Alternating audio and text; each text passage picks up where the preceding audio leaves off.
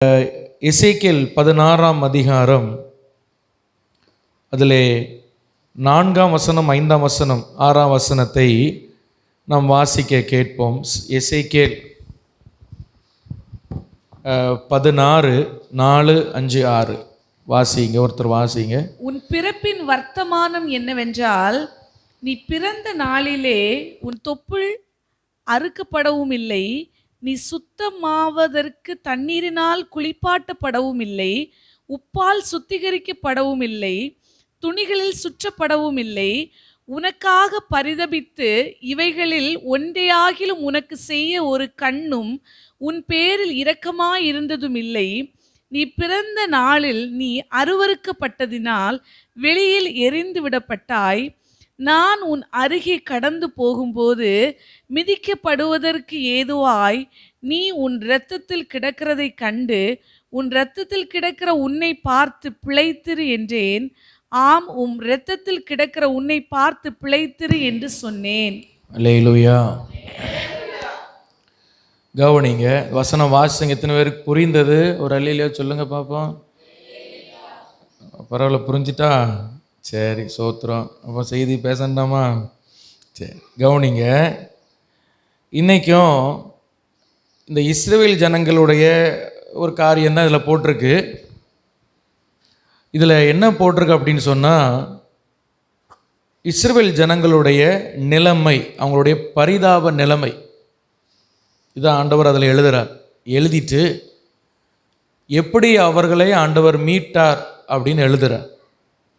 அல்லேலூயா. அதில் பாருங்க, அந்த இஸ்ரவேல் ஜனங்களுடைய பரிதாப நிலை என்று சொன்னாலும் நம்ம நம்முடைய ஆரம்ப நிலையை நம்ம பார்க்கணும். நம்முடைய ஆரம்ப நிலை என்ன செய்யணும்? பார்க்கணும். நம்முடைய ஆரம்ப நிலையில் நம்ம எப்படி இருந்தோம், அதுக்கப்புறம் ஆண்டவர் நம்மளை எப்படி தேடி வந்தார், ரட்சித்தார் என்றெல்லாம் இதில் நமக்கு ஆண்டவர் எழுதி வச்சிருக்கிறார். எல்லாம் கொஞ்சம் கவனிங்க. உன் பிறப்பின் வர்த்தமானம் என்னவென்றால், நீ பிறந்த நாளிலே உன் தொப்புள் அறுக்கப்படலை, நீ சுத்தமாவதற்கு தண்ணீரால் குளிப்பாட்டப்படலை, நீ உப்பால் சுத்திகரிக்கப்படுவதில்லை, துணிகளால் சுற்றப்படுவதில்லை. அல்லேலூயா. ஒரு குழந்தை பிறந்துன்னா இஸ்ரவேல் தேசத்தில் இந்த 4 விஷயம் செய்வாங்க. ஒன்று என்ன செய்யணும்? தொப்புள் அறுக்கப்படணும். 2வது தண்ணீரால் குளிப்பாட்டப்படணும்.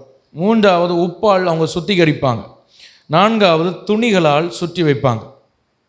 இந்த 4 விஷயமும் உனக்கு நடக்கலை அப்படி என்று சொன்னால், நம்முடைய ஆரம்பம் ரொம்ப அற்பமான ஆரம்பம். நம்ம ஆரம்பம் எப்படிப்பட்ட ஆரம்பம் சொல்லுங்க? அற்பமான ஆரம்பம், ரொம்ப ரொம்ப அற்பமான ஆரம்பம். ஆண்டவர் நம்மளை தேடி வரும்பொழுது நம்ம ரொம்ப ரொம்ப அற்பமானவர்களாக இருந்தோம். ஹல்லேலூயா. ரொம்ப ரொம்ப பரிதாப நிலையில் நம்ம இருந்தோம். ஒருவேளை நீங்கள் உலக பிரகாரமாய் நம்ம எப்படி இருந்தோம்னு தெரியல, ஆனால் ஆவியில் நம்ம ரொம்ப பரிதாப நிலையில் நம்ம இருந்தோம். நம்மிடத்தில் செய்யப்பட வேண்டிய சில வேலைகள் செய்யப்படலை, நம்மிடத்தில் கழுவப்பட வேண்டிய சில விஷயங்கள் கழுவப்படலை.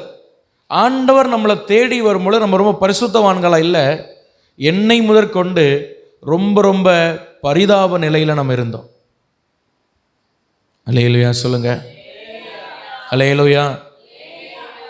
ஆண்டவர் ஒருவர் மட்டும் நம்மளை தேடி வரலனா, இதில் இருக்கிற அநேகர் நாம் இன்னைக்கு உயிரோட இருக்க முடியாது, என்னை முதற்கொண்டு. அல்லேலூயா. கர்த்தர் நம்மளை தேடி வரும்பொழுது நம்ம ஒன்றும் இல்லாமல் இருந்தோம். நம்ம எப்படி இருந்தோம்? ஒன்றும் இருந்தோம். அதனால தான் உபாகமம் 32:10 வாசிக்கும் பொழுது ஆண்டவர் சொல்கிறார், உன்னை பாழான ஸ்தலத்திலிருந்து, ஊளையிடுதலுடைய நரிகள் ஊளையிடுகிற வனாந்திரத்திலிருந்து நான் உன்னை செலக்ட் பண்ணேன். பாழான இடம்.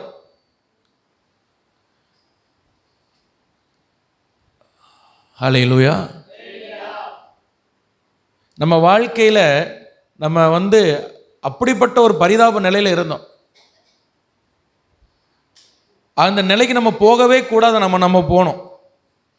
ஒரு மனுஷன் அந்த நிலைமைக்கு என்ன செய்யக்கூடாது? போகக்கூடாது. ஆனால் நம்ம போனோம்.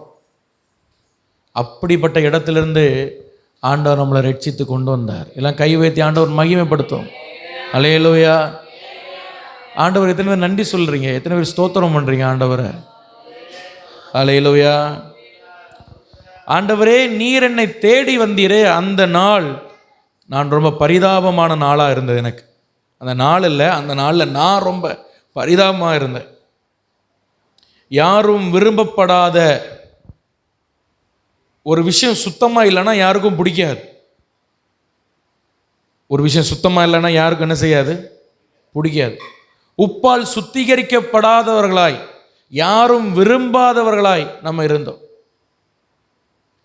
உங்கள் முன்னாடி நின்று மைக்கப்படுத்தி பிரசங்கம் பண்ணுறேன்னா, இந்த வாலிப நாட்களில் ஆண்டவர் என்னை தேடி வரும் பொழுது யாரும் விரும்பாத, ஹல்லேலூயா, எனக்கே என்னை பிடிக்காத ஒரு வாழ்க்கை நான் வாழ்ந்து கொண்டிருந்தேன். ஆனால் கர்த்தர் ஒரு ராத்திரி வேளையிலே என்னை சந்தித்தார், என்னை ரட்சித்தார்.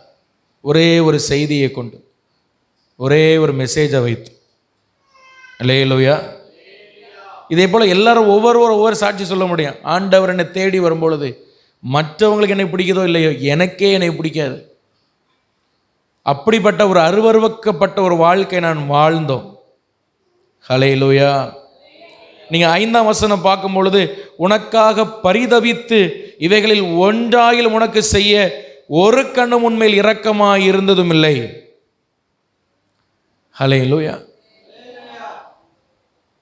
நமக்கு உதவி செய்ய, நம்ம பரிதாப நிலையில் இருக்கிறோம், நமக்கு உதவி செய்ய ஆள் இல்லைன்னு மட்டும் இல்லை, நம்மளை பார்த்து பரிதாபப்படக்கூட ஆள் கிடையாது.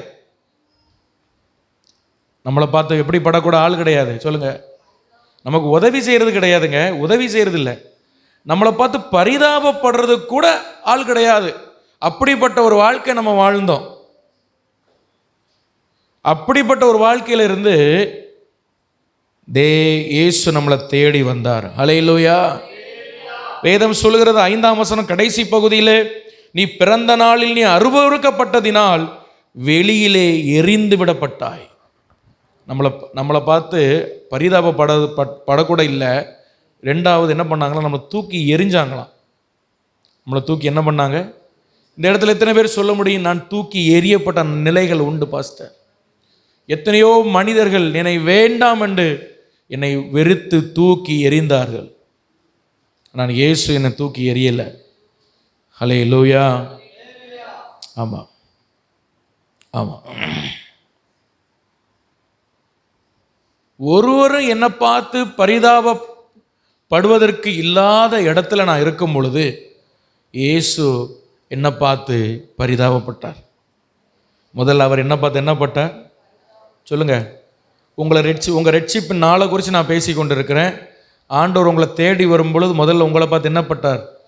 பரிதாபப்பட்டார். ஐயோ, இவ்வளோ மோசமாக இருக்கானே, இவ்வளோ மோசமாக இருக்காங்களே, இவனை எப்படியாவது என் ராஜ்யத்துக்கு இவனை கொண்டு வரணுமே சொல்லி முதல்ல பரிதாபப்பட்டார். அந்த பரிதாபத்துக்கு பேர், அந்த இரக்கத்துக்கு பேர் தான் நம்ம கிருபைன்னு சொல்கிறோம்.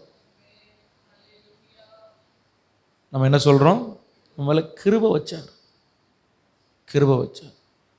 கிருபை வச்சு என்ன பண்ணார்னா, ஒரு உதவி செஞ்சார். அந்த உதவி இந்த உலகத்தில் வேற யாருமே செய்ய முடியாது. என்னன்னா, அவருடைய ஜீவனே நமக்காக தந்தார். அந்த ஜீவன்னா ரத்தம். அந்த ரத்தத்தை நமக்கு தந்து, இந்த ரத்தத்தை நீ வச்சுக்கோ, இதை வச்சு நீ சுத்தமாயிக்கோன்னு சொல்லி ரத்தத்தை நமக்கு தந்து நம்மளை கழுவினார். இந்த உலகத்தில் யாருமே செய்ய முடியாத ஒரு விஷயத்தை நமக்கு தெய்வம் செய்தார். எல்லாரும் கர்த்தரை மகிமைப்படுத்தும். அல்லேலூயா. ரத்தத்தை தந்து நம்மளை சுத்திகரிச்சார். நம்மளை என்ன பண்ணார்? சுத்திகரிச்சார். நான் அநேகரால் தூக்கி எறியப்பட்டு இருந்த நாட்களில் இயேசு நம்மளை தூக்கி தோளில் போட்டு இரத்தத்தால் கழுவி அவருடைய பிள்ளையாய் நம்மை மாற்றினார். அல்லேலூயா. எப்படி அவருடைய பிள்ளையா நம்மளை மாற்றினார்? இதை கொஞ்சம் யோசிச்சு பாருங்கள். இதெல்லாம் நடக்குமா? இதெல்லாம் ஒரு மனுஷன் இதெல்லாம் செய்வானா? ஏதோ ரொம்ப கஷ்டப்பட்டு இருந்தாங்க, நான் கொஞ்சம் ஹெல்ப் பண்ணேன், இது மட்டும்தான் மனிதனால் முடியும். நம்மை சுத்திகரித்து நம்மளை கழுவி இல்லை இரக்கம் வச்சு நம்மளை தூக்கி தோளில் வச்சு சுமந்து இன்னைக்கு தேவ பிள்ளை, தேவ புத்திரன், தேவ பிள்ளைகள் என்கிற ஒரு ஸ்தானத்தை ஆண்டவர் நமக்கு கொடுத்திருக்கிறார். நமக்காக ஒரு வீட்டை அவர் ஆயத்தம் பண்ணி கொண்டு இருக்கிறார். அல்லேலூயா. இதெல்லாம் எப்படி நடந்தது அப்படின்னா 6ஆம் வசனம் சொல்லுது, அவர் நம்மை கடந்து போகும் பொழுது நம்ம பரிதாபமாக கிடந்தோம், இரத்தத்தில் கிடந்தோம், பரிதாபமாக அசுத்தமாக கிடந்தோம். நம்மளை பார்த்து பிழைத்திருன்னு சொன்னாராம். அல்லேலூயா. அந்த ஒரு வார்த்தை தான் இன்னைக்கு நம்மளை வாழ வச்சிருக்கு. வார்த்தை நம்மளை வாழ வச்சிருக்கு. எத்தனை பேர் சந்தோஷப்படுறீங்க? எத்தனை பேர் உண்மையாக உணர்றீங்க? அல்லேலூயா. ஒரு வார்த்தை உங்களை பார்த்து பிழைச்சிரு. அன்னைக்கு மட்டும் அவர் கடந்து போயிருந்தாருன்னா அவ்வளோதான் நம்ம நிலைமை. சரி பரவாயில்ல, இங்கே கிடக்கட்டும் அப்படின்னு விட்டுட்டு போகலை. நம்மளை பார்த்து பிழைத்திருன்னு சொல்லிட்டு 2 முறை நம்மளை பார்த்து சொன்னார். அல்லேலூயா. ஒரு முறை சொன்னாலே அது மகிமையாக இருக்கும். இந்த வசனத்தில் பாருங்கள், உன்னை பார்த்து பிழைத்திருன்னு சொன்னேன். ஆமாம், இரத்தத்தில் கிடக்கிற உன்னை பார்த்து பிழைத்திருன்னு சொன்னேன். 2 முறை நம்மளை பார்த்து பிழைத்திரு, நீ பிழைத்திரு. அல்லேலூயா. ஏன் 2 முறை சொல்ல வேண்டும் என்று சொன்னால், ஒரு மனுஷன் ஆதாம் பாவம் செய்யும் பொழுது அவனுடைய ஆவி உணர்வற்றதாக இருந்தது. அவனுடைய ஆத்துமா செத்து போனது. அவனுடைய அந்த ஆவி உணர்வற்றதாய், ஆத்துமா தேவனோட ஒரு உறவை இழந்த ஒரு செத்த நிலையில் இருந்தது ஆத்துமா. அல்லேலூயா. அப்ப ஆவிக்கும் ஒரு உயிர்ப்பித்தல் வேண்டும், ஆத்துமாக்கும் ஒரு உயிர்ப்பித்தல் வேண்டும். எனவே ஆண்டவர் 2 முறை மனிதனை பார்த்து சொல்றான், நீ பிழைத்திரு, நீ பிழைத்திரு என்று சொல்லி நம்மளை பிழைக்க வச்சார். நம்மளை என்ன செய்தார்? பிழைக்க வச்சார். நிறைய பேர் சொல்லுவாங்க, பாஸ்டர் நான் வேலை செய்கிறேன். எதுக்கு வேலை செய்கிறீங்க? பிழைப்புக்கு வேலை செய்கிறேன். எதுக்கு வேலை செய்கிறோம்? பிழைப்புக்கு வேலை செய்கிறோம். நல்லது தான், செய்யுங்க, நல்லா செய்யுங்க. ஆனால் பிழைப்புக்கு வேலை செஞ்சாலும் பிழைக்க வச்சவரை மறந்துடப்படாது. பிழைப்புக்கு வேலை செஞ்சாலும் பிழைக்க வச்சவர் என்ன செஞ்சிடப்படாது? மறந்துடக்கூடாது. இன்றைக்கி அற்பமாக இருக்கிற நம்மளை கொண்டு ஆண்டவர் அவருடைய சித்தத்தை இந்த பூமியில் செய்து கொண்டு இருக்கிறார். அல்லேலூயா.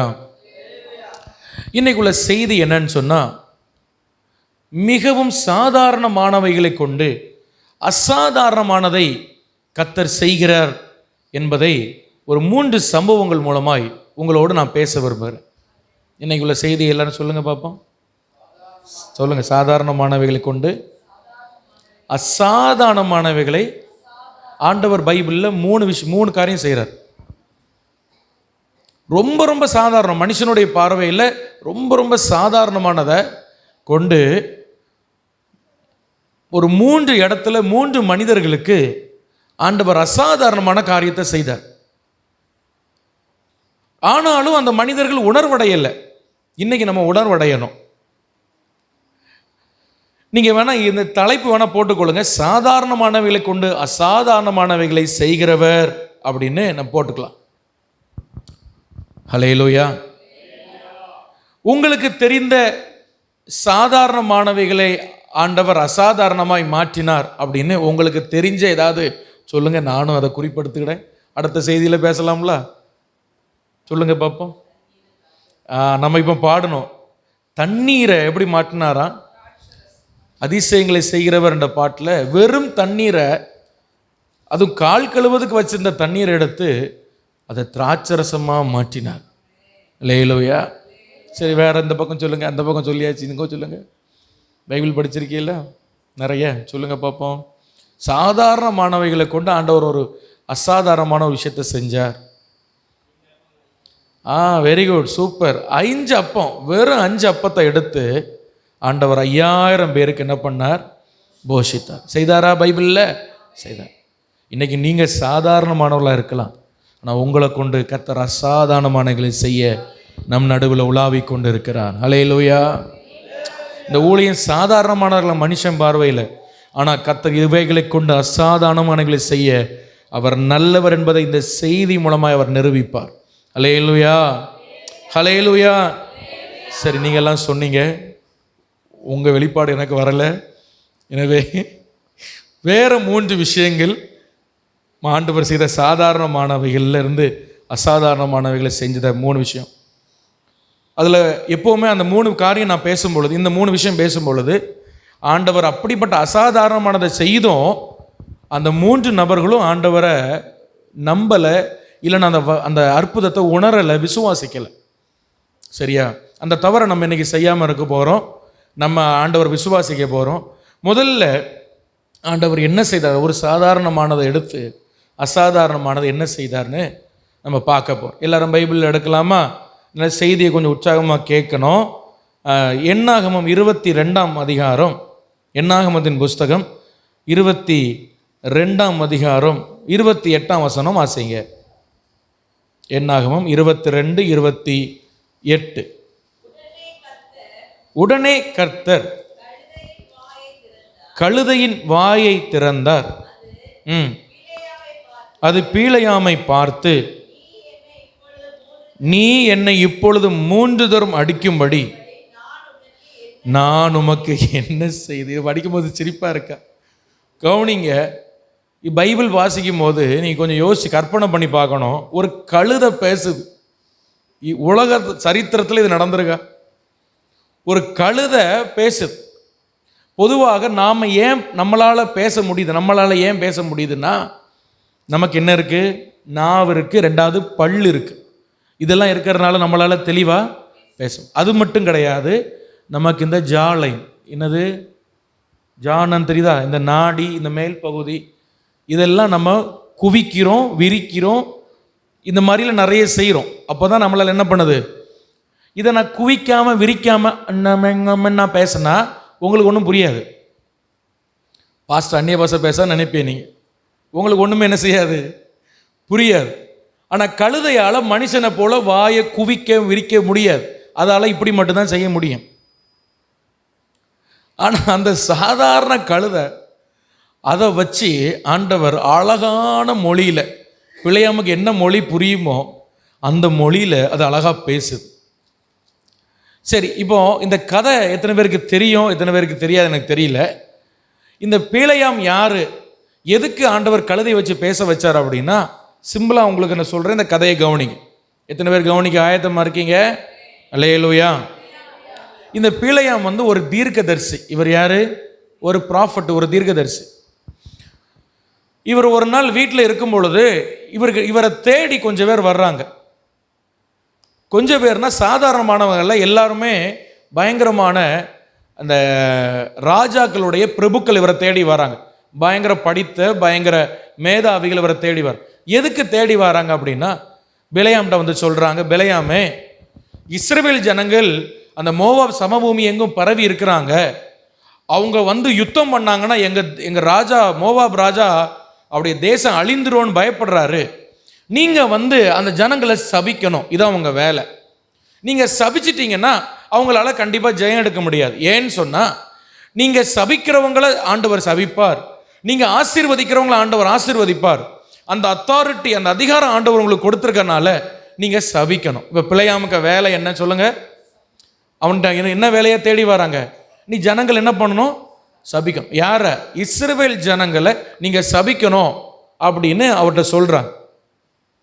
அப்போ இவர் என்ன பண்ணுறாருன்னா, இவருக்கு சொல்கிறாரு, நீங்கள் என் வீட்டில் கொஞ்சம் தங்குங்க, நான் நைட்டு ஜோம் பண்ணிவிட்டு நான் உங்கள்கிட்ட பேசுகிறேன் அப்படின்னு. இவர் நைட்டு ப்ரேயர் பண்ணுறாரு. ப்ரேயர் பண்ணும்போது ஆண்டவர் இவர்கிட்ட நேரடியாக பேசுகிறார். என்ன பிள்ளையாம், என்ன விஷயம், என்ன ஆட்கள்லாம் வீட்டுக்கு வந்திருக்காங்க? இல்லை ஆண்டவர், இப்படி இஸ்ரவேல் ஜனங்களை சபிக்கிறதுக்காக உட்கார்ந்துருக்காங்க, நான் என்ன சொல்லட்டும்? அப்போ ஆண்டவர் சொல்ல, நீ போகக்கூடாது, நீ அவங்க கூட என்ன பண்ணக்கூடாது, போகக்கூடாது. ஏன்னா இஸ்ரவேல் ஜனங்கள் சாபத்துக்குரியவர்கள் அல்ல, அவர்கள் ஆசீர்வதிக்கப்பட்டவர்கள். அல்லேலூயா சொல்லுங்க. இதெல்லாம் என்னாகும் 22 இருக்கு, நீங்கள் வீட்டில் படிச்சு பாருங்க. ஆனாலும் பண்ணோன்னு இவன் காலையில் எழும்பி, அப்பா ரொம்ப சாரி, ஆண்டவர் உங்களோட வரக்கூடாதுன்னு சொல்லிட்டாரு, நான் வரமாட்டேன், தயவு செஞ்சு அவன் வீட்டுக்கு போயிருங்கன்னு எல்லாரும் ராஜாட்ட போயிட்டாங்க. ராஜாவே, பிள்ளையாம் தீர்க்கதரிசி வரமாட்டேன்னு சொல்லிட்டான். உன்னை ராஜா இன்னும் ஹையர் அஃபீஷியல் அனுப்புகிறார். ஹையர் அஃபீஷியல்னா உங்களுக்கு புரியுதா? இன்னும் அதிகாரத்தில் உயர்ந்த பிரபுக்களை அனுப்புகிறார், பெரிய பெரிய மந்திரிகள் அனுப்புகிறார். பிலேயாம்கிட்ட திரும்பியும் போய் கேட்குறாங்க, பிலேயாமே, இந்த ராஜாட்டிருந்து வர்றோம், உங்களுக்கு என்னென்ன சொத்து வேணுமோ, பணம் வேணுமோ, ஆஸ்தி வேணுமோ நாங்கள் உங்களுக்கு தர்றோம், அந்த ஜனங்களை கொஞ்சம் சபிச்சுட்டு மட்டும் போங்க. ஜனங்களை என்ன பண்ணுங்க, கொஞ்சம் யோசிச்சு பாருங்கள். பிலேயாமுடைய வார்த்தையை எந்த அளவுக்கு தேசங்கள் நம்புகிறாங்க.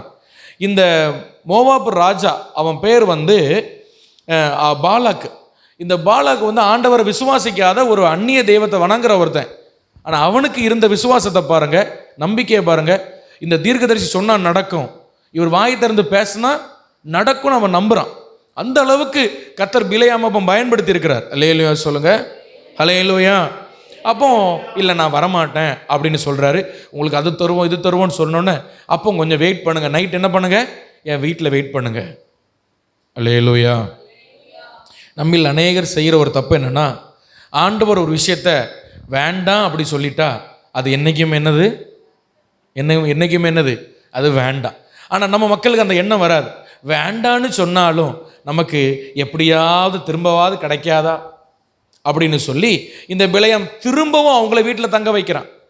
திரும்பவும் என்ன பண்ணுறாரு, நீங்கள் வீட்டில் தங்கிக்கோங்க, நான் நாளைக்கு காலையில் கதையை சொல்கிறேன்னு திரும்ப ஜோம் பண்ணுறான். ஆண்டவருக்கு கோபம் வந்துடுச்சு. இதான் நேற்று தான் சொன்னேன் வேண்டான்னு, மறுபடியும் நீ ஜோம் பண்ணுறியா அப்படின்னு ஆண்டவர் கோபத்தில் ஆண்டவர் என்ன பண்ணுறாரு, சரி நீ போ அப்படின்னு விட்டார். இவன் போகிறான் பாருங்க. ஆண்டவருக்கு இவன் போகிறது பிடிக்கல. வழியில் கர்த்தருடைய தூதனானவர் உருவின பட்டயத்தோடு வந்து நிற்கிறார் நடு வழியில். இவன் கழுதைக்கு மேலே ஏறி போய்கிட்டு இருக்கிறான்.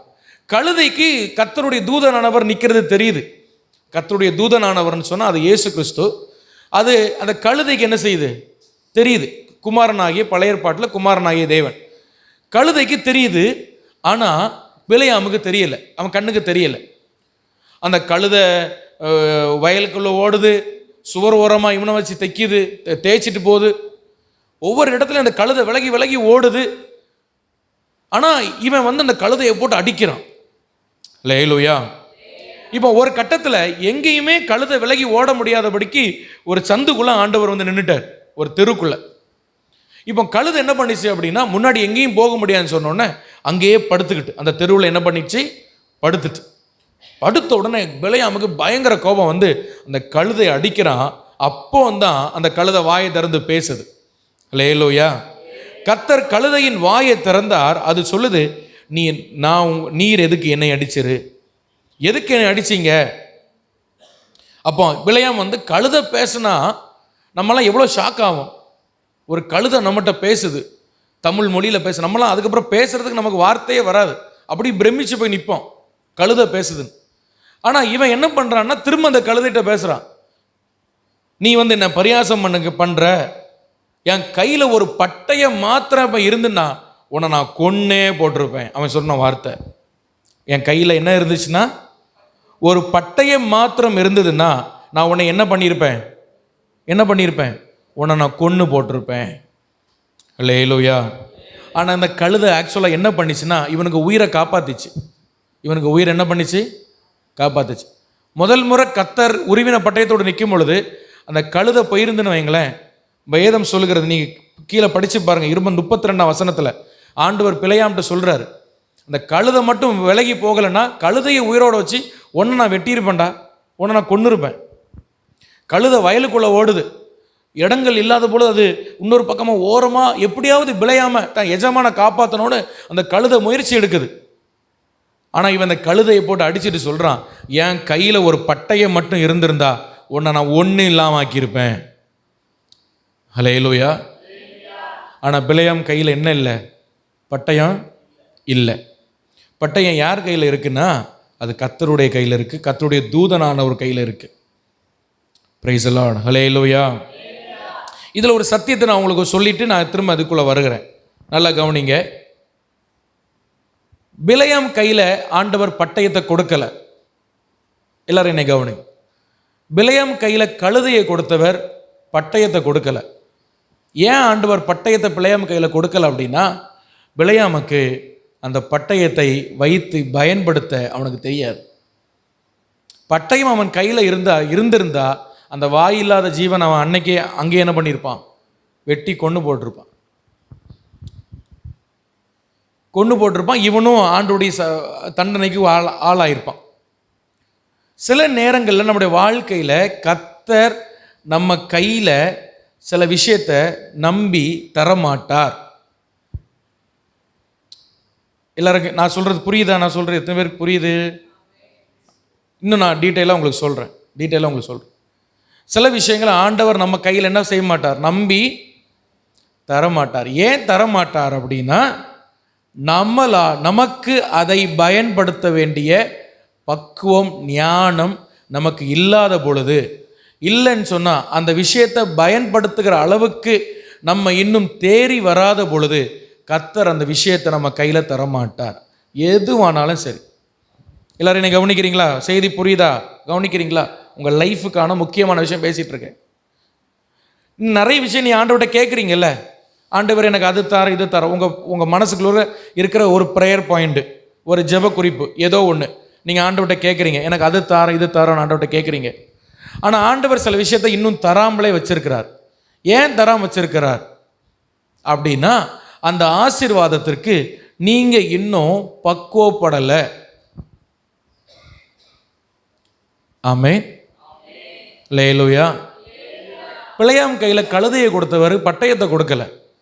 நம்ம பாஷையில் சொன்னால் கழுதையை கொடுத்தவர் கத்தியை கொடுக்கல. ஏன்னா கழுதைக்கு பக்குவப்பட்டிருக்கிறான், கத்திக்கு அவன் இன்னும் பக்குவப்படலை. நம்ம கையில் கர்த்தர் சில ஆசீர்வாதத்தை நம்பி தராமல் இருக்கிறதுக்கான காரணம் இதுதான். நேரத்தில் நாங்கள் வண்டியில் போயிட்டு இருக்கும்போது நானும் மனைவி இதை குறித்து பேசும்பொழுது எனக்கு ஒரு வார்த்தை, நான் ஏற்கனவே படித்த ஒரு வார்த்தை எனக்கு ஞாபகம் வந்தது. நான் ஏற்கனவே தியானிச்சிருக்கிறேன். ஆண்டவர் எனக்கு திரும்ப அதை ஞாபகப்படுத்தினார். வாசிங்க, ஆதியாகமத்தின் புஸ்தகம் 2ஆம் அதிகாரம் 5ஆம் வசனம். பைபிளில் கொஞ்சம் டீப்பான சில விஷயங்களை நம்ம படிக்க போகிறோம். எனவே கொஞ்சம் உன்னிப்பாக நீங்கள் கவனிங்க, தயவு செய்து உன்னிப்பாக கவனிக்கணும். ஆதியாகமம் 2:5 வாசிங்க. இந்த வசனத்தை நான் டீட்டெயிலாக நீங்கள் சொல்கிறேன், நீங்கள் வாசிக்க கவனிங்க. நிலத்தினுடைய சகலவித செடிகளும் பூமியின் மேல் இன்னும் உண்டாகவில்லை, நிலத்தினுடைய சகலவித பூண்டுகளும் இன்னும் முளைக்கவில்லை. ஏனெனில் தேவனாகிய கர்த்தர் பூமியின் மேல் இன்னும் மழையை பெய்ய பண்ணவில்லை, நிலத்தை பண்படுத்த மனுஷனும் இருந்ததில்லை. கவனிங்க. ஆதியில் ஆண்டவர் பூமியை படைக்கும் பொழுது 2ஆம் அதிகாரத்தில் திரும்ப அந்த சிருஷ்டிப்பை கொஞ்சம் விளக்கி எழுதுறார். முதல் அதிகாரத்தில் சிருஷ்டிப்பை நல்லா டீட்டெயிலாக எழுதிட்டு மோசே 2வது சிருஷ்டிப்பை கொஞ்சம் விளக்கி எழுதுறார், டீட்டெயில் பண்ணி எழுதுறார். அந்த டீட்டெயில் பண்ணி எழுதும் பொழுது அவர் சொல்கிறாரு, ஆண்டவர் முதல்ல பூமியில் படைச்சார்ல, பூமியை படைக்கும் பொழுது மரங்களை படைச்சார், பூண்டுகளை படைச்சார். ஆனால் எல்லா பூண்டுகளையும் படைக்கலை. பூண்டுனா நீங்கள் யூஸ் பண்ணுற வெள்ளை பூண்டு இல்லை, செடி வகைகள், சரியா? எல்லா வித மரங்களையும் ஆண்டவர் படைக்கலை. 3வது மழையை ஆண்டவர் பூமிக்கு கொடுக்கலை. 3 விஷயத்தை ஆண்டவர் பூமிக்கு தடுத்தார். 3 விஷயம் ஆண்டவர் பூமிக்கு தடுத்தார். நான் சொல்கிறது புரிஞ்சவங்க நீங்கள் புரிந்துக்கோங்க. கஷ்டமாக இருந்ததுன்னா நீங்கள் புரிஞ்சு கொள்ள கிருபை கேளுங்க ஆண்டவர். என்னதெல்லாம் தடுத்தார் சொல்லுங்கள்? எல்லா செடி வகைகளும் ஆண்டவர் பூமிக்கு கொடுக்கல, எல்லா ஆசீர்வாதத்தை ஆண்டவர் தடுத்தார். இந்த 3 ஆசீர்வாதத்தை ஆண்டவர் என்ன பண்ணாரு? தடுத்தார். ஏன் தடுத்தார்? பேசாதீங்கம்மா, கவனிங்க. ஏன் தடுத்தார்? ஏன் ஆண்டவர் பூமிக்கு அந்த ஆசீர்வாதத்தை கொடுக்கல? மனுஷன் பூமியில இல்ல. கவனிக்கிறீங்களா? இன்னைக்கு நிறைய வேளையில நீங்க ஆண்டவரை ஆசீர்வதின்னு ஜெபம் பண்றீங்க, ஆனா ஆண்டவர் நம்மள ஆசீர்வதிக்காம இருக்கிறார். ஏன்?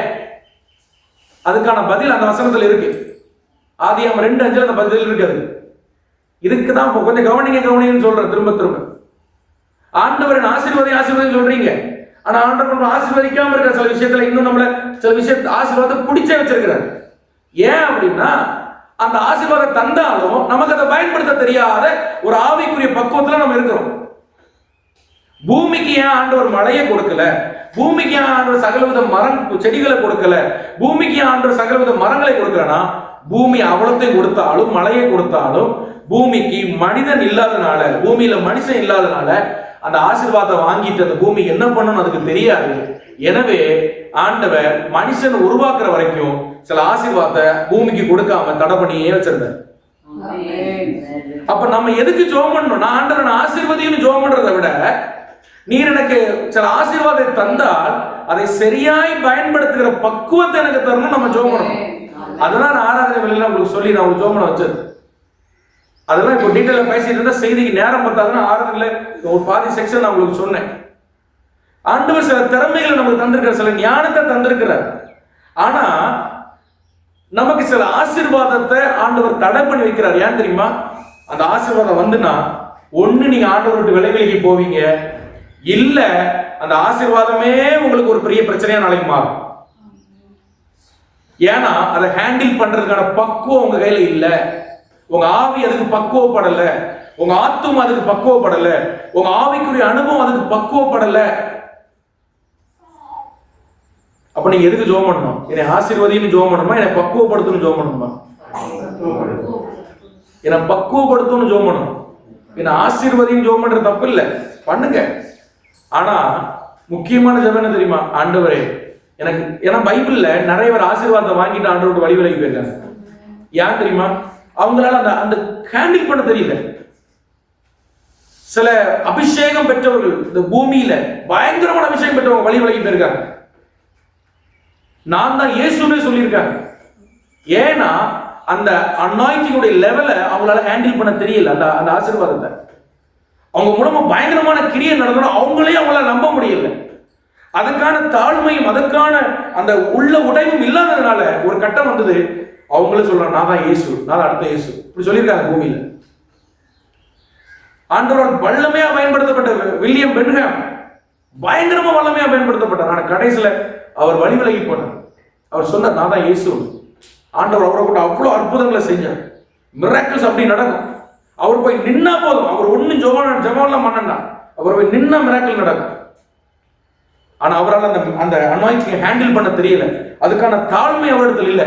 கடைசியில் பிசாசு அவரை வஞ்சித்து போட்டார். இன்னைக்கு பென்காமை ஆராதிக்கிற ஒரு கூட்டம் எழுப்பி இருக்கிறது, தமிழ்நாட்டில் எழுப்பி இருக்கிறது. பென்காம் சபையினே ஒன்று உருவாக்கிறது. பென்காமை தெய்வமா வந்து ஆராதித்துக் கொண்டிருக்கிறார்கள். ஏன்னா அவர் இருக்கும்போது சில விஷயத்துல கொஞ்சம் தவறா உபதேசம் பண்ணிட்டார். சில பிளெஸிங்கை நம்மளால ஹேண்டில் பண்ண தெரியாத அளவுக்கு நம்ம பக்குவப்படாம இருக்கும் பொழுது கர்த்தர் ரொம்ப பயப்படுவார், ரொம்ப யோசிப்பார், ரொம்ப தாமதம் பண்ணுவார். இவங்கள்ட்ட கொஞ்சம் கொடுத்தா இவன் ஹேண்டில் பண்ணுவானா? அல்லேலூயா.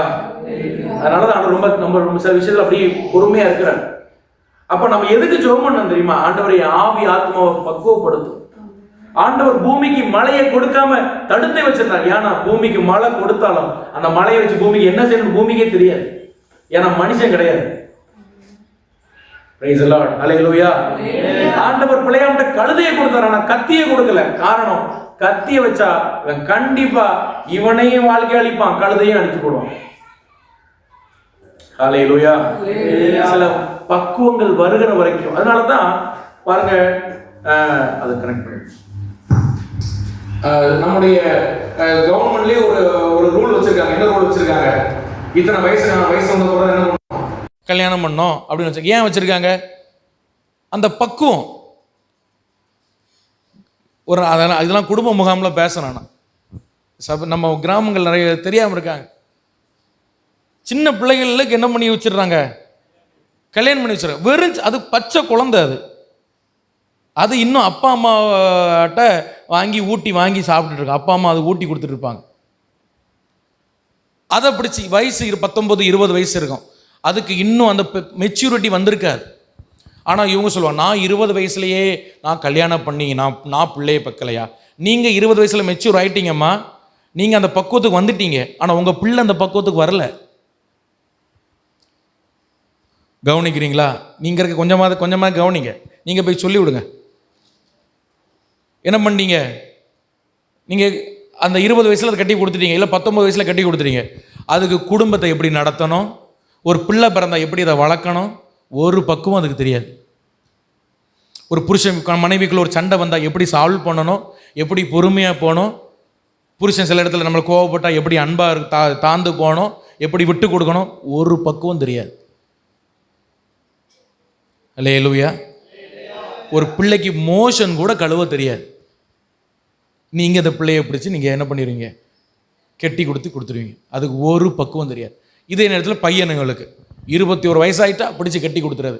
அவனுக்கு ஒரு குடும்பத்தை எப்படி ஹேண்டில், அவன் அந்த வயசில் தான் ஃப்ரெண்ட்ஸோட ஊர் சுற்றுற வயசு அவனுக்கு. அவன் அந்த வயசில் தான் உலகத்தை எல்லாம் அனுபவிக்கணும்னு துடிக்கிற வயசில் நீங்கள் அவனை பிடிச்சி கட்டி கொடுத்தாச்சு. அவன் என்ன செய்வான்? கொஞ்ச நாள் இவ்வளோ கூட்டி சுற்றி பார்ப்பான், சண்டை வர மாறி மாறி, நீ வீட்டிலே இருன்னு அவன் ஒரு சைஸில் சுற்றுவான். உங்கள் பிள்ளைகளுக்கு திருமணம் செய்கிறதுக்கு முன்னாடி நம்ம என்ன பார்க்கணும் தெரியுமா? வயசு வந்துட்டான்னு பார்க்கக்கூடாது. என்ன பார்க்கணும்? பக்குவம் வந்துட்டான்னு பார்க்கணும். அவன் பக்குவப்பட்டானா? ஒரு பொண்ணை கொடுத்தா இவன் ஒழுங்கா வாழுவானா? ஒரு திருமணம் பண்ணி வச்சா இவங்க ஒழுங்காக இருப்பாங்களான்னு நீங்கள் உங்கள் மெச்சூரிட்டி அளவில் கொஞ்சம் பார்க்கணும். பக்குவப்பட்டானான்னு பார்க்கணும். சில பேருக்கு பக்குவம் 25 வயசில் வரும், சில பேருக்கு 30 வயசில் வரும், சில பேருக்கு 27 வயசில் வரும். ஏதோ ஒரு வயசில் சில ஒவ்வொருவருக்கும் ஒரு பக்குவம் வரும், அந்த மெச்சூரிட்டி வரும். அதுக்கப்புறம் நம்ம திருமணம் பண்ணி வச்சா என்ன செய்யும்? ஆசீர்வாதமாக இருக்கும். இல்லைன்னா எங்களுக்கு தான் தலைவலி. சின்ன பிள்ளைகளுக்கு சைல்டு மேரேஜ் பண்ணி வச்சுட்டு, ஐயோ பாஸ்டர் அவள் அப்படி இருக்காங்க, இப்படி இருக்காங்க, சண்டை போடுறாங்க, அது பண்ணுறாங்க. ஏம்மா அது குழந்தை, அது இன்னும் அப்பா அம்மாவை மறக்கவே இல்லை. அது அப்பா அம்மா மடியில் உட்காரணும்னு ஆசைப்படுற பச்சை குழந்தை. வயசு 21 ஆயிடுச்சு, ஆனால் மெச்சூரிட்டி எவ்வளோ தான் இருக்குது? அப்பா அம்மா கூடயே இருக்கணுங்கிற மெச்சூரிட்டி தான் மூளையில் இருக்கு. இன்னும் அதை பிடிச்சி கட்டி கொடுத்துட்டா கடைசியில் அது என்ன பண்ணும்? புருஷன் வீட்டுக்கு போகாது, அப்பா அம்மா வீட்டுக்கு தான் போகணும்னு ஆசைப்படும். அல்லேலூயா. ஆமாம். அப்போ அப்பா அம்மா கூட இருக்கணும், அப்பா அம்மா இன்னும் அம்மா எனக்கு ஊட்டி விடணும். அது இன்னொரு பிள்ளைக்கு ஊட்டி கொடுக்குற வயசு வந்தாலும் அது என்ன செய்யணும்? அம்மா எனக்கு ஊட்டி விடணும் தான் அது பார்க்கும். கர்த்தர் சில ஆசீர்வாதங்கள் நம்ம வாழ்க்கையில் ஏன் தாமதிக்கிறார், ஏன் தடுத்து வைக்கிறார்னா நம்ம இன்னும் பக்குவப்படணும் ஆவியில். அல்லேலூயா. அதுக்கு என்ன செய்யணும்? அனுதினமும் தெய்வ சமூகத்தில் ஜெபிக்கணும். அதுக்கு தான் பைபிள் வாசிக்கன்னு சொல்கிறது, பைபிள் படிங்கன்னு சொல்கிறது, பைபிள் படித்து ஆண்டவரோடு வளருங்கன்னு சொல்கிறது, ஆண்டவர் உங்களோடு பேசுகிற வார்த்தையை வைத்து நீங்கள் ஞானம் பெறுங்க. ஹல்லேலூயா. ஆமென். Praise the Lord. ஹல்லேலூயா. ஆமாம். உங்கள் முன்னாடி நின்று பிரசங்கம் பண்ணுறேன், நான்லாம் பெரிய ஞானிலாம் நீங்கள் நினைக்கப்படாதுண்ணே. மைக் எடுத்து விளைச்சிப்போ போட்டோன்னே ஒன்றும் தெரியாது. எனக்கு படிப்பு சுத்தம் சைவர், எனக்கு ஒன்றும் வராது. உலகத்தில் என்னென்ன பண்ணுவாங்க, எப்படி பேசணும், எப்படி நடக்கணும், ஒரு ஆள்கிட்ட எப்படி இருக்கணும், ஒரு இடத்துக்கு போனால் எப்படி பிஹேவ் பண்ணணும், ஒன்றுமே எனக்கு தெரியாது. ஆனால் ஆண்டவர் என்னை ரட்சித்த பிறகு இந்த வேதம் என்னுடைய இரவும் பகலும் என்னுடைய தியானமாய் மாறின பிறகு ஆண்டவர் இந்த வேதத்தின் மூலமாய் ஒவ்வொரு விஷயத்தை எனக்கு கற்றுக் கொடுத்தார்.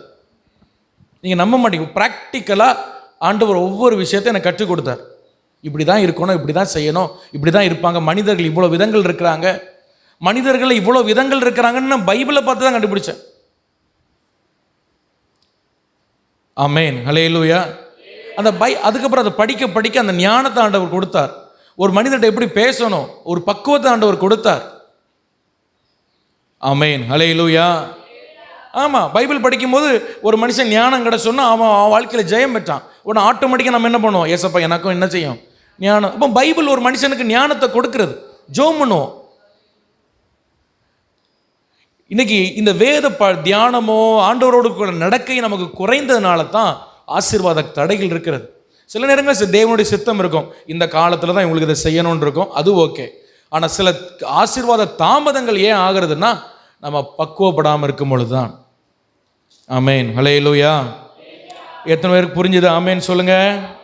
ஹல்லேலூயா. இவன் ஒரு கழுதை இவங்கிட்ட பேசுது, அப்போ இவன் உணர்வு அடைஞ்சிருக்குமா அடைஞ்சிருக்கூடாதா? எப்பா, நம்ம ஒரு தீர்க்கதரிசி, நம்ம கண்ணுக்கு தெரியாத ஆண்டவர், நம்மகிட்ட பேசாத ஆண்டவர் ஒரு கழுதையை கொண்டு என்கிட்ட பேசுகிறாரு. அப்போ நான் எவ்வளோ தவறான ஒரு வழிக்கு போகிறேன்.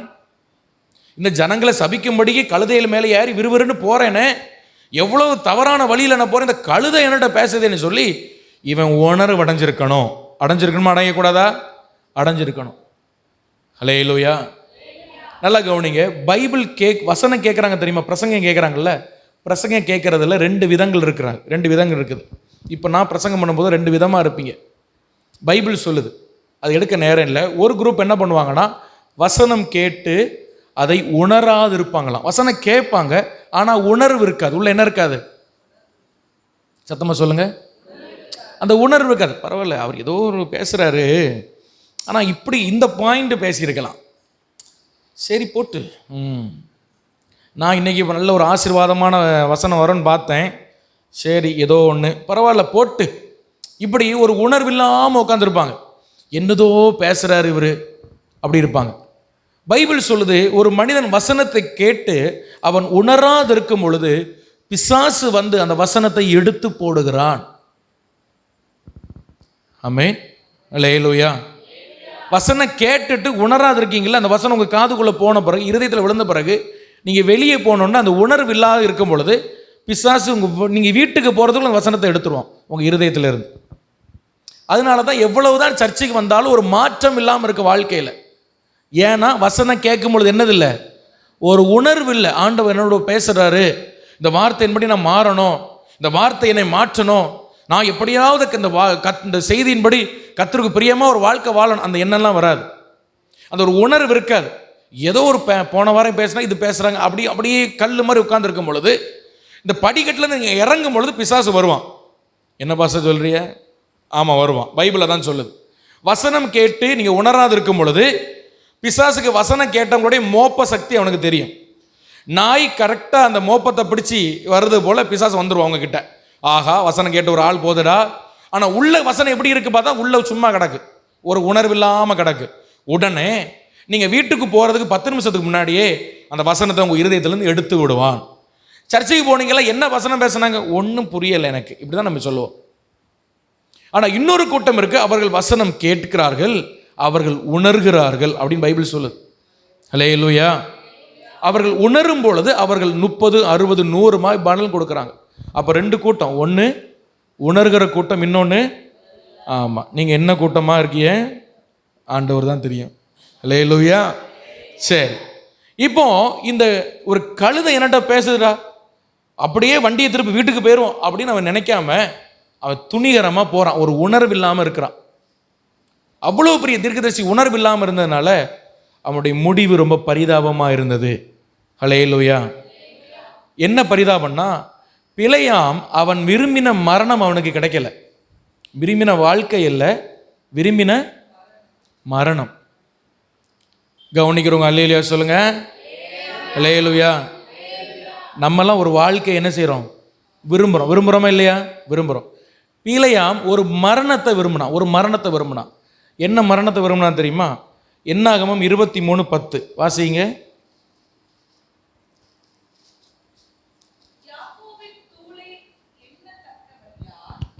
இஸ்ரவேலின் கார்பங்கை எண்ணுகிறவன் யார்? நீதிமான் மரிப்பது போல நான் மரிப்பேனாக, என் முடிவு அவன் முடிவு போல் இருப்பதாக என்றான். கவனிக்கிறீங்களா? அல்லேலூயா. அப்ப அவன் என்ன மரணத்தை விரும்பினான்? ஒரு நீதிமான் மரிக்கிறது போல நான் மரிக்கணும். எப்படி? இந்த மோசையை மாதிரி, இந்த எலியா மாதிரி, எலிசா மாதிரி என் முடிவு இருக்கணும். அவனுடைய ஆசை எல்லாம் என்னது? நீதிமான் போல நான் மரிக்கணும். ஆனால் அவனுடைய முடிவு எப்படி இருந்தது? என்னாகமம் 31:8 பார்த்தீங்க அப்படின்னா வாசிங்க. என்னாகமம் 31:8 வாசிங்க.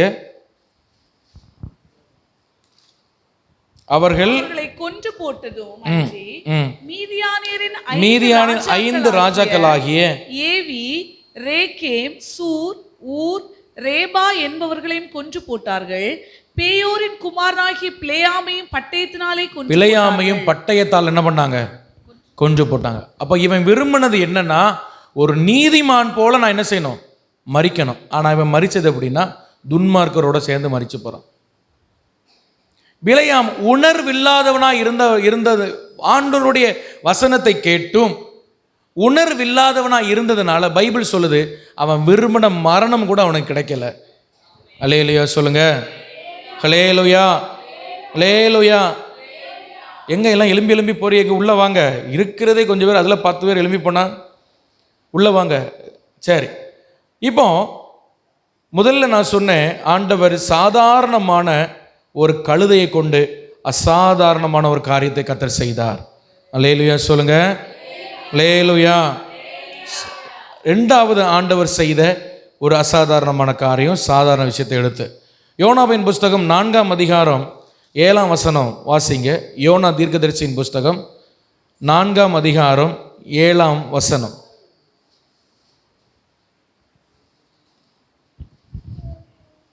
மறுநாளிலோ ம் கிழக்கு வெளுக்கும் நேரத்தில் ம் தேவன் ஒரு பூச்சியை கட்டளையிட்டார். ம் அது ஆமணக்கு செடியை அரித்து போட்டது. ம் அதனால் அது காய்ந்து போயிற்று. அதனால் அது என்ன ஆயிடுச்சு?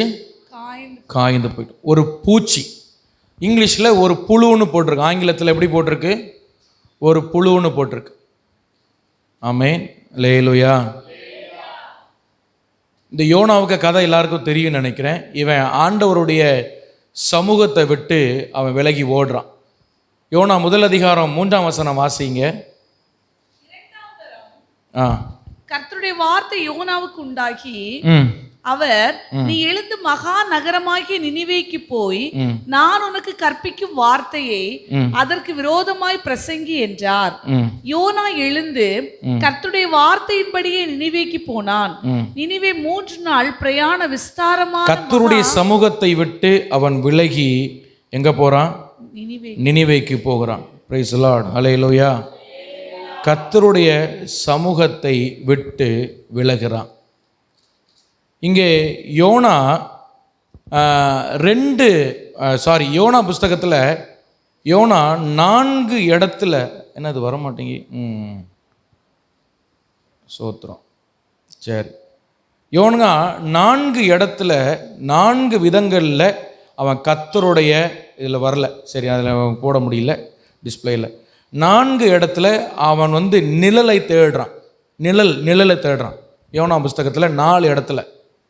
முதல்ல ஆண்டவர் அவன் நினிவேக்கு போக சொல்றார். அவன் தர்சிஸுக்கு போகிறான். உலகமாகிய தர்சிஷின் நிழலை அவன் தேடுறான். உலகமாகிய தர்சிஷின் நிழலை தேடுறான். யோனா 1:3 அதை வாசிக்கிறோம். 2வது யோனா 1:5 நீங்கள் பார்த்தீங்க அப்படின்னா, கப்பலின் அடித்தட்டில் போய் படுத்துக்கிட்டு அந்த கப்பலின் அடித்தட்டின் நிழலை அவன் விரும்பினான். அதில் ரொம்ப மகிழ்ச்சியாக படுத்திருக்கிறான். எப்பாடா நம்ம தப்பிச்சிட்டோம், இனி நம்மளை ஒருத்தர் ஒன்றும் பண்ண முடியாது அப்படின்னு சொல்லி. ஆனால் வெளியே வந்தது எங்கேருந்து வந்தா? கர்த்தருடைய நிழலை விட்டு, கர்த்தருடைய சமூகத்தை விட்டு வெளியே வந்துட்டு தர்சிசி நிழலை தேடி அந்த கப்பலின் நிழலுக்கு போய் படுத்துக்கிட்டான்.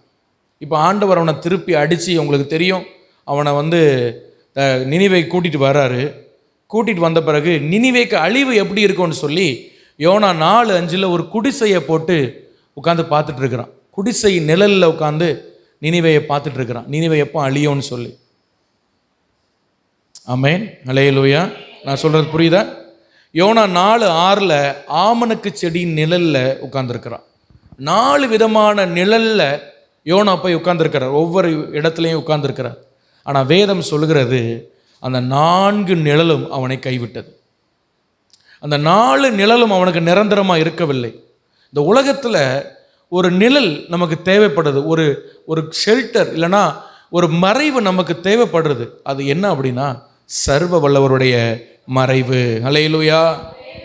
அந்த சர்வ வல்லவருடைய மறைவை விட்டுட்டு, கர்த்தருடைய மறைவை விட்டுட்டு, இந்த உலகத்தில் வேற எந்த மறைவுக்குள்ளே போய் நம்ம உட்கார்ந்துருந்தாலும் அது நம்முடைய வாழ்க்கையில் ஆசீர்வாதமாக இருக்காது. அல்லேலூயா. அது ஒரு சாபமாகவே தான் இருக்கும். யோனா கர்த்தருடைய சமூகத்தை விட்டு விலகி, அந்த நிழலிலிருந்து விலகி, உலகத்தில் ஒவ்வொரு நிழலாக போய் தேடி தேடி அங்கே சந்தோஷம் கிடைக்குமா, இங்கே நிம்மதி கிடைக்குமான்னு ஒவ்வொன்றா தேடி தேடி பார்க்குறான். ஆனால் எல்லா சந்தோஷமும் அநித்தியமான சந்தோஷமாகவே இருந்தது. அல்லேலூயா. இவன் கடைசி நிழல், அவனுக்கு மேலே ஒரு ஆமணக்கு செடி நிழல் நிற்கிது. ரொம்ப சந்தோஷமாக அந்த ஆமணக்கு செடியில் படுத்திருக்கிறான். வேதம் சொல்லுகிறது, கர்த்தர் ஒரு நைட்டில் ஒரு பூச்சியை கொண்டு வந்து, அந்த புழுவை கொண்டு வந்து அந்த செடி முழுவதும் அதை அரிச்சு போட்டது. செடி முழுவதும் சாப்பிட்டுட்டு இவன் காலையில் எழுப்பி பார்க்குறான். இவனுக்கு பயங்கரமான கோபம் வருது. ஹல்லேலூயா. பயங்கரமான கோபம் வருது. இந்த யோனா புத்தகம் ஒரு அற்புதமான புஸ்தகம். இந்த யோனா புத்தகத்தில் 8 அற்புதம் இருக்குது. நான் கண்டுபிடித்த ஒரு 8 அற்புதம் இருக்குது. நம்ம ஒவ்வொன்றா சொல்கிறேன். யோனா 1:4 நீ எழுதி வைத்துக்கொள்ளுங்க. 1:4 பெருங்காற்று, திடீரென்று ஒரு பெருங்காற்று வருது. கடலில் வர வேண்டிய அவசியம் இல்லாத ஒரு பெருங்காற்று, அது ஒரு அற்புதம். 2வது சீட்டு குலுக்கி போடுறாங்க. 1:7 சீட்டு குலுக்கி போடுறாங்க. கரெக்டாக யோனாவுக்கு பேரில் சீட்டு விழுது. அது ஒரு அற்புதம். அல்லேலூயா. யோனா 1:15 யோனா 1:15 இவனை தூக்கி கடலில் போட்டோன்னா கடல் அமைதியாயிடுச்சு. அது ஒரு அற்புதம். அது வரைக்கும் கடந்து கொந்தளித்து கொண்டிருந்த கடல் இவனை தூக்கி போட்டோன்னா அது என்ன செஞ்சுட்டு அமைதியாயிட்டு. யோனா 1:17 3 நாள் ஒரு மீனுக்கு வயிற்றுல உயிரோடு இருக்கிறான். அது ஒரு பெரிய அற்புதம். மீனுக்கு வயிற்றுக்குள்ளே போனால் அதுக்குள்ளே இருக்கிற ஆசிடெல்லாம் நம்மளை கரைச்சிரும், மனுஷனை கொன்னுரும். ஆனால் அவன் 3 நாள் உள்ளே எப்படி இருக்கான்? உயிரோடு இருக்கிறான். உள்ளே இருந்து ஜோம் பண்ணிட்டு இருக்கிறான், உபவாசம் பண்ணி. அது ஒரு அற்புதம். விழுங்கின மீன் நல்ல இறக்கடைச்சிட்டு ஜாலியாக சுத்த விடாமல் ஆண்டவர் அந்த மீனை கக்க வைக்கிறார். யோனா 2:10. அது ஒரு அற்புதம். நல்லா இருந்தது, நல்லா சாப்பிட்ட உணவு அது கக்குது, அந்த மீன் வெளியே போய். அது 2:10, யோனா 2:10. யோனா 4:6 ஒரே நாளில் ஒரு செடி முளைச்சி எழும்புது. அது நிழல் கொடுக்குற அளவுக்கு ஆமணக்கு செடி. ஒரே காலையில் நைட்டுக்குள்ளே ஒரே நாளில் அது அப்படி கடன்னு முளைச்சி அவனுக்கு நிழல் கொடுக்குற அளவுக்கு அது அவ்வளோ அழகாக வளர்ந்து வருது ஒரே நாளில் ஒரு ஆமணக்கு செடி. அது ஒரு அற்புதம். யோனா 4:7 ஒரே நாளில் வளர்ந்ததை ஆண்டவர் ஒரே புழு வச்சு ஒரே நாளில் அழிச்சு விட்டார். அது ஒரு அற்புதம். ஹல்லேலூயா. ஆமாம்.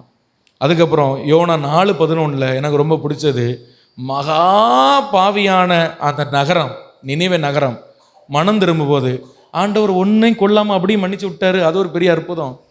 ஹல்லேலூயா. ஒன்றுமே கொள்ளலை, எல்லாரையும் விட்டார், போங்க இப்போ தவிச்சு போங்கன்னு. அது ஒரு இப்படி 8 அற்புதம் நான் கண்டுபிடிச்சது யோனா புஸ்தகத்தில் இருக்கிறது. Praise the Lord. ஹல்லேலூயா. அப்போ ஒரு புழுவை கொண்டு ஆண்டவர் யோனாக்கு ஒரு காரியத்தை கற்றுக் கொடுக்குறார். யோனாவே, இந்த உலக சந்தோஷம் உனக்கு வேண்டாம், இந்த உலக நிழல் உனக்கு வேண்டாம், நான் உனக்கு நிழலாக இருக்கிறேன். நீ ஏன் சமூகத்தை விட்டு விலகி வந்து இந்த ஆமனுக்கு செடியில் வந்து உட்கார்ந்துருக்கே, இது சாதாரண அற்பமானது அப்படின்னு சொல்லி அவ்வளோ பெரிய தீர்க்கதரிசியான யோனாவுக்கு ஒரு சின்ன புழுவை வச்சு அசாதாரணமான ஒரு டீச்சிங் ஆண்டவர் கொடுக்குறார், ஒரு உபதேசத்தை கொடுக்குறார், சொல்லாமல் சொல்கிறார். ஆமென். ஹல்லேலூயா. நீ ஏன் சமூகத்தை விட்டு, ஏன் சர்வ வல்லவர் மறைவை விட்டுட்டு நீ இந்த ஆமணக்கு செடியில் வந்து உட்கார்ந்துருக்கியே, இந்த உலகத்தின் நிழலில் சந்தோஷப்படுறியே, ஒரு புழுவை வச்சு ஆண்டவர் அதை இல்லாமல் ஆக்கிட்டார். ஒரு சாதாரண புழுவை கொண்டு அசாதாரணமான ஒரு காரியத்தை ஆண்டவர் யோனாக்கு உபதேசம் பண்ணார். ஆனால் பைபிள் சொல்லுது அவன் பெரிய அளவில் உணர்வடைந்தான், பாவ மன்னிப்பு பெற்றான்னு சொல்லி பைபிளில் பதிவிடப்படலை. அவன் பட்டானு தெரியல, ஆனால் பெரிய அளவில் அவன் உணர்வடையலை. ஹல்லேலூயா. பிலேயாம் தீர்க்கதரிசி உணர்வடையலை, யோனாவும் பெரிய அளவில் உணர்வடையவே இல்லை. Price the Lord. Hallelujah. So முதல் பாடம் ஆண்டவர் எப்படி கற்றுக் கொடுத்தார்? ஒரு கழுதையை வச்சு கற்றுக் கொடுத்தார். 2வது ஒரு புழுவை வச்சு கற்றுக் கொடுத்தார். ஆனால் 2 பேருமே உணர்வுடையலை. 3வது நியாயாதிபதிகள் 15:15 வாசிங்க. நியாயாதிபதிகள் புஸ்தகம் 15ஆம் அதிகாரம் 15ஆம் வசனம். 15. உடனே அவன் ஒரு கழுதையின் பச்சை தாடை எலும்பை கண்டு தன் கையை நீட்டி அதை எடுத்து அதனாலே 1000 பேரை கொன்று போட்டான். ஹல்லேலூயா. இந்த நியாயாதிபதி புஸ்தகத்தில் நிறைய நியாயாதிபதிகள் வர்றாங்க. அதில் ஒரு சிலர் தான் ஆண்டவர் கொஞ்சம் எக்ஸ்பிளைன் பண்ணி எழுதியிருக்கிறார். அதில் ஒருவர் இந்த சிம்சோன். இந்த சிம்சோனுக்கு ஆண்டவர் பயங்கரமான பலத்தை கொடுத்தார், பயங்கரமான பராக்கிரமம் இவனுக்கு இருந்தது, இவன் மேலே பயங்கரமான திட்டம் ஆண்டவருக்கு இருந்தது. ஒரு நாள் இவனை கயிறை வச்சு கட்டி இவனை கொண்டு போகிறாங்க எதிரிகள், பெலிஸ்தியர்கள். வேதம் சொல்லுறது கர்த்தருடைய ஆவி இவன் மேலே இறங்கின பொழுது அவன் ட்ரை பண்ணவே இல்லை, அந்த கயிறு அப்படியே எரிஞ்சு உருகி போயிடுச்சு. ஆமென். ஹல்லேலூயா. பைபிள் அழகாக சொல்லுது, அவன் கட்டுகள் அவன் கைகளை விட்டு அருந்து போயிடுச்சு. அவன் பெரிய அளவில் ட்ரைலாம் பண்ணல, தேவ ஆவியானவன் மேலே இறங்கின உடனே அந்த கயிறெல்லாம் அப்படி ஆகுது. உடனே அங்கங்கே தேடி பார்க்குறான், ஒரு கழுதைக்க பச்சை தாடை எலும்பு எடுக்கிறான். இதுக்கு முன்னாடி நம்ம 2 விஷயம் பார்த்தோம். 2க்கு உயிராக இருந்தது. ஒன்று கழுதை அற்பமாக இருந்தாலும் அதுக்கு உயிர் உண்டு, இன்னொன்று புழு உள்ளதிலே அற்பமானது ஆனால் அதுக்கு உயிராவது இருக்குது. இதுக்கு உயிர் கூட கிடையாது, பச்சையான தாடை எலும்பு. ஆமென். ஹல்லேலூயா. இதில் இது காஞ்சா கூட அது அற்புதம் கிடையாது. ஏன்னா காஞ்சிருந்தா பிடிக்கிறதுக்கு கொஞ்சம் கிரிப் இருக்கும். தாடை எலும்பு பிடிக்கிறதுக்கு என்ன செய்யும்? கிரிப் இருக்கும். இது காஞ்சி கூட, இது பச்சையாக இருக்குது, வலுன்னு இருக்கும். மாட்டுக்கு எலும்புலாம் பிடிச்சி பார்த்துருக்கீங்களா? அதுவும் கை கால் எலும்பு இல்லை, தாடை எலும்பு. தாடை எலும்புல கிரிப்பே கிடையாது. அவன் அதை வச்சு கிரிப் இல்லாத ஒன்று அடிக்கும் போதே கையிலேருந்து வலிவி பறந்து போகாமல் 1000 பேர் அடிக்கிறவரை அது கையிலே இருந்திருக்கு. அப்போ எப்படி பிடிய பாருங்க, உடம்பு பிடிதான். 1000 பேர் அடிச்சே கொண்டு இருக்கான் அதை வச்சு சிம்சோன். பிரைஸ் தி லார்ட், ஹல்லேலூயா. 1000 பேரை அடித்தது ஒன்று, இவன் அப்படி இப்படி திரும்பி பார்க்குறான். பெலிஸ்தர் 1000 பேர் குவியலாக குமிஞ்சு கிடக்கான், செத்து கிடக்கான். இவனாலே நம்ப முடியல, நம்ம தான் அடிச்சுமான்னு. உடனே இவன் ஒரு வார்த்தை சொல்கிறான் பாருங்க, 16ஆம் வசனம் வாசிங்க. அப்பொழுது சிம்சோன் கழுதையின் தாடை எலும்பில் குவியல் குவியலாய் பட்டு கிடக்கிறார்கள். கழுதையின் தாடை எலும்பினால் 1000 பேரை நான் கொன்னேன். இதுதான் பெருமை. இதுதான் என்னது சொல்லுங்க, பெருமை. சிம்சோனே, உன்னை கொண்டு ஆண்டவர் கழுதையின் தாடை எலும்பு வச்சு 1000 பேரை கொன்னாரே, ஏதோ நீ பெரிய பராக்கிரமசாலினாலையா? இல்லை அந்த தாடை எலும்பில் ஏதாவது மேஜிக்கல் பவர் இருக்கனாலையா? இல்லை, அது வெறும் எலும்பு. அது தூக்கி போட்டால் அது நாய் சாப்பிட்டுட்டு போவோம், அப்படிப்பட்ட எலும்பு அது. ஹல்லேலூயா. அப்போ அவன் என்ன சொல்லணும்னா, தேவனுடைய ஆவியினால் இதை செய்தேன்னு சொல்லியிருக்கணும், இல்லை தேவனுடைய கிருபையினால் இதை நான் செஞ்சேன்னு சொல்லியிருக்கணும். ஒன்றும் சொல்லலை. தாடை எலும்பு வச்சு 1000 பேரை நான் கொன்னேன் அப்படின்னு சொல்லி அதுக்கு ஒரு பேர் வைக்கிறான், ராமாத் லேகின்னு பேர் வைக்கிறான். என்ன லேகி? ஆமாம், நமக்கு ஒரு லேகி. என்ன லேகி?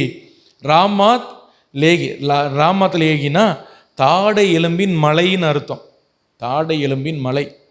தாடை எலும்புனா இவங்களாம் மலையாக குப்பிச்சு போட்டிருக்கான் பாருங்க. அவனுக்குள்ள ஒரு பெருமை. நான் எப்படி ஒன்று தாடை எலும்பை வச்சு 1000 பேர் என்ன பண்ணிட்டேன், கொண்டு. ஒரு இடத்துல கூட கத்தர் இல்லை கத்தருடைய கிருபை ஆண்டவருடைய தயவுனால செஞ்சேன் ஒன்றும் சொல்லலை. இப்போ ஆண்டவர் பார்த்தார், இவன் இந்த பெருமையோடு இருந்தால் ஒன்றும் கதை நடக்காது. ஹல்லேலூயா. ரெண்டாவது, இவனுக்குள்ளே இருந்த பெருமை என்னென்னா, எல்லாத்தையும் முடிச்சாச்சு, 1000 பேரை கொண்டாச்சு. இப்போ என்ன செஞ்சுது? எல்லாம் முடிஞ்சுது. ஏன்னா இவன் மேல் இருக்க தரிசனம் என்ன? நியாயாதிபதிகள் 13:5 பாருங்கள். நியாயாதிபதிகள் 13:5 கடைசி பகுதியில் பாருங்கள். அவன் இஸ்ரவேலை பெலிஸ்தரின் கைக்கு நீங்களாக்கி விடுதலையாக்கி ரட்சிப்பான் அப்படின்னு இவன் மேலே இருக்கிற விஷன், இவன் மேலே இருக்கிற தரிசனம். இப்போ இவன் என்ன சொல்கிறான், ஒரு கழுதைக்கு பச்சை தாடை எலும்பை எடுத்து, நான் ஆண்டவர் என் மேலே வச்சு தான் நான் முடிச்சிட்டேன், எல்லாம் முடிஞ்சது. ஹல்லேலூயா. கவனிங்க, சிம்சோனுக்கு 2 தவறான எண்ணம் இருந்தது. 2 தவறான. ஒன்று என்னன்னா, நான் தான் செய்தேன். ஒன்று என்னது? நான் தான் செய்தேன். 2வது, எல்லாம் செய்து முடிஞ்சாச்சு. எல்லாம் செய்து ஒன்றும் கிடையாது. நீங்கள் நிறைய பேருக்கு இப்படிப்பட்ட தேவையில்லாத பெருமைகள் இருக்குது. இப்படி சொன்னோன்னே கர்த்தருடைய ஆவியினால தான் இது நடந்துங்கிற உணர்வு இல்லாதோன்னே ஆண்டவர் இவனுக்கு ஒரு சின்ன பனிஷ்மெண்ட் கொடுக்குறார். பிரைஸ் தி லார்ட், ஹல்லேலூயா. அதை உணர வைக்கிறார். இவன் எதை உணரலைன்னா, சிம்சோன் கையில் ஒரு பச்சை தாடை எலும்பு எப்படி இருக்கிறதோ அதே போல தான் கர்த்தருடைய ஆவியானுடைய கையில் சிம்சோன் இருக்கிறான். அதை அவன் உணரலை. ஹல்லேலூயா. இன்னைக்கு நீங்களும் நானும் அதான் உணரணும். சிம்சோன் கையில் எப்படி ஒரு தாடை எலும்பு இருக்கிறதோ அதே போல தான் நீங்களும் நானும் ஆவியானுடைய கையில் இருக்கிறோம். அவர் கையில் இருக்கிறதுனால தான் ஆண்டவர் ஏதோ நம்மளை கொண்டு சில விஷயங்களை அவர் செய்கிறார். ஹல்லேலூயா. அப்போ கர்த்தரின் ஆவியினால தான் இது நடந்ததுன்னு சொல்லி அவன் வாயால் அறிக்கை இடலை. கர்த்தர் இவனை தண்ணி கொடுக்காம விட்டார். ஆமென், ஹல்லேலூயா. ஸோ உலகத்தில் நம்ம என்னதான் சாதிச்சாலும் என்னதான் பண்ணாலும் நம்மெல்லாம் சாதாரண மனிதர்கள் அப்படின்னு ஆண்டவர் உணர்வு வச்சுட்டார் சிம்சோனுக்கு. அவனுக்கு தண்ணி தாகம் தாங்கலை. 1000 பேரை கொன்னா, ஆனால் அவனால் ஒரு தண்ணி குடிக்காமல் இருக்க முடியல. தண்ணி தாகம் தாங்காமல் பைபிள் சொல்லுது, ஆண்டவரே நான் செத்து போயிடுவேனோ, ஆண்டவரே இந்த பெலிஸ்தர் தேசத்தில் விழுந்து நான் செத்து போயிடுவேனோ அப்படின்னு சொல்லி அவன் பயந்து அவன் அதுக்கப்புறம் சொல்கிறான் பாருங்க, தாழ்மை தானாக வருது. தேவரீர் உமது அடியேனின் கையினால் இந்த பெரிய ரட்சிப்பை கட்டளையிட்டீர். ஹல்லேலூயா. அப்போ ஆண்டவர் சில நேரங்களில் நம்மளை வனாந்திரத்தில் விடுறாரு. ஏன்னா சில பாடத்தை நமக்கு கற்றுத்தர்றதுக்கு. ஆமேன்னு சொல்லுங்கள், ஹல்லேலூயா. சில நேரங்களில் ரொம்ப ட்ரையாக இருக்குது லைஃபு, ஒன்றுமே இல்லாத போல் சில வனாந்திரம் ஆண்டவர் நமக்கு கட்டளையிடுறார், தர்றார். ஏன்னா கர்த்தர் நமக்கு ஏதோ ஒரு பாடத்தை கற்றுக் கொடுக்க விரும்புகிறார். இந்த வனாந்திர பாதை நல்லா கவனிங்க, நமக்கு நிறைய பாடங்களை கற்றுத்தரும். பிரைஸ் தி லார்ட், ஹல்லேலூயா. எல்லாமே நமக்கு இருக்கும் பொழுது ஒன்று நமக்கு பெரிய லெவலில், ஆனால் அந்த வனாந்திர பாதை, ஒன்றுமில்லாத பாதை பாருங்கள், அந்த நேரம் நம்ம கஷ்டமாக இருந்தால் பிற்பாடு நமக்கு நிறைய விஷயங்கள் அதை கற்றுத்தரும் ஆண்டவர். அதுக்கு தான் அந்த வனாந்திரத்தை நமக்கு அனுமதிக்கிறார். ஆமேன்னு சொல்லுங்கள். அல்லேலூயா. இஸ்ரவேல் ஜனங்கள் வனாந்திரத்தில் ஆண்டவருக்கு கோபப்படுத்தினாங்க. இன்றைக்கி நமக்கு ஏன் ஆசீர்வாதம் இல்லைன்னா, ஆண்டவர் வனாந்திரத்தை நமக்கு தரும் பொழுது நம்ம ஆண்டவரை முறுமுறுக்கிறோம், கோபப்படுத்துகிறோம். சங்கீதம் 78:40 சொல்லுது, எத்தனையோ தரமாக வனாந்திரத்தில் ஆண்டவரை கோபப்படுத்தி அவாந்திர வெளியில் அவரை விசனப்படுத்தினாங்க. வனாந்திரம் வரும்பொழுது கோபப்படாதீங்க, ஆண்டவர்கிட்ட சண்டை போடாதீங்க, ஒன்றும் இல்லாமல் இருக்கும்பொழுது ஆண்டவர்கிட்ட முறுமுறுக்காதீங்க. கர்த்தர் ஒரு நன்மைக்காக தான் அவையில் அனுமதிக்கிறார். Price the Lord. ஹல்லேலூயா. பொறுமையாக இருங்க, ஆண்டவர் எனக்கு எல்லாவற்றையும் நன்மையாய் செய்வார்னு காத்துருங்க, கர்த்தர் உங்களுக்கு அற்புதத்தை செய்வார்.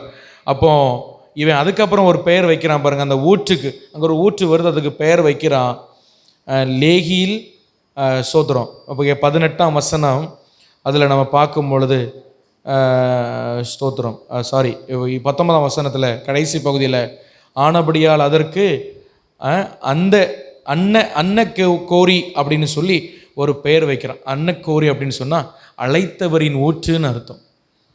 இப்போ தான் அவனுக்கு அழைத்தவருடைய ஞாபகமே அவனுக்கு வருது. எப்போ? வனாந்திரத்தில் ஒன்றுமில்லாமல் இருக்கும் பொழுது. ஹல்லேலூயா. ஆண்டவர் நம்மளை காத்துக்கொள்ளணும். எல்லாரும் கர்த்தரை மகிமைப்படுத்துவோம். ஹல்லேலூயா. இந்த பெருமைகள், வீணான பெருமைகள் நமக்கு வரக்கூடாது. இந்த சாதாரண ஒரு எலும்பு துண்டை கொண்டு, சிம்சோன் நீ பெரிய பராக்கிரமசாலிலாம் நினைக்காத, சாதாரண ஒரு மனுஷன்தான், ஒரு நாள் தண்ணி குடிக்காமல் அவள் இருக்க முடியாது. இந்த எலும்பு துண்டு எப்படி உன் கையில் இருந்ததோ அதுபோல தான் நீ என் கையில் இருக்காருன்னு ஆண்டவர் அவனுக்கு உணர வச்சார். ஆனால் அவன் கடைசி வரை உணரலை, கடைசி வரை அவன் உணரவில்லை. ஹல்லேலூயா. ஏதோ கொஞ்சம் வனாந்தரம் வந்தோடனே ஆண்டவரை தேடுறான், ஆனால் மறுபடியும் அவன் வாழ்க்கை பாவத்தில் தான் போய் விழுகிறது. நம்முடைய வாழ்க்கையில் நம்ம உணர்வுள்ளவர்களாக இருக்க வேண்டும். ஆமேன்னு சொல்லுங்கள். ஹல்லேலூயா. செய்தியின் கடைசி பகுதியில் நான் வந்துட்டேன். ஒரு கழுதையை, பிலேயாமுக்கு கழுதையை பயன்படுத்தின கர்த்தர், ஒரு யோனாவுக்கு ஒரு புழுவை பயன்படுத்தின கர்த்தர், சிம்சோனுக்கு பாடம் கற்றுக் கொடுக்க, இல்லைனா ஒரு விஷயத்தை உணர்த்துவதற்காக ஒரு கழுதை எலும்பை பயன்படுத்தின கர்த்தர், இந்த காலை வேளையில் ஒன்றுக்கும் உதவாத அற்பமாகிய எண்ணெய் உங்களுக்கு முன்பாய் வைத்து ஒரு விஷயத்தை உங்களுக்கு உணர்த்த விரும்புகிறார். ஹல்லேலூயா. ஒன்றுக்கும் பயன்படாத, ஒன்றுக்கும் பயன்படாமல் இருந்த ஒரு அற்பமான அடியனை கொண்டு ஆண்டவர் இந்த காலை வேளையில் உங்களை உணர்த்த விரும்புகிறார். எத்தனை பேர் உணர்வு அடைகிறீங்க?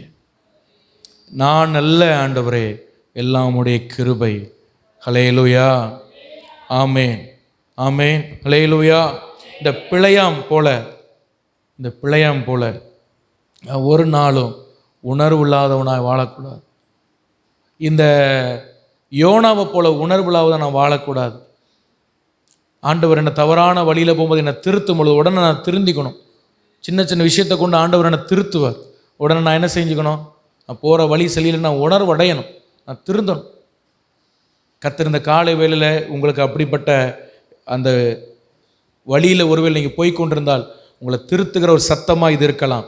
நீங்களையோ இல்லைனா வெளியில் கேட்குற யாராக இருந்தாலும். ஹல்லேலூயா. ஆமாம், இந்த உலகம் சந்தோஷம், உலக நிழல் வேண்டாம், சர்வ வல்லவர் நிழல் போதும்னு ஒரு புழுவை கொண்டு ஆண்டவர் டீச் பண்ணார் யோனாவுக்கு.